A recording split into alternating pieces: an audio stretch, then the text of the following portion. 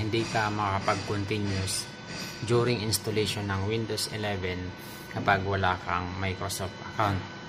So, para maka-escape tayo dyan, so, Shift F10 lang, Shift F10 para lumabas itong command prompt. Ayan.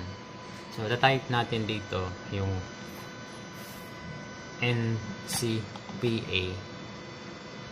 Ayan. Ayan. Ay, wait. Hindi siya nag-type. Select natin dito. Lagay natin dito ncpa.cpl.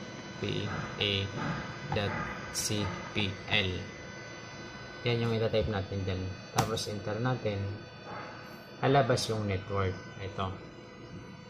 Ngayon, i-disable natin ito. Disable. Ayan.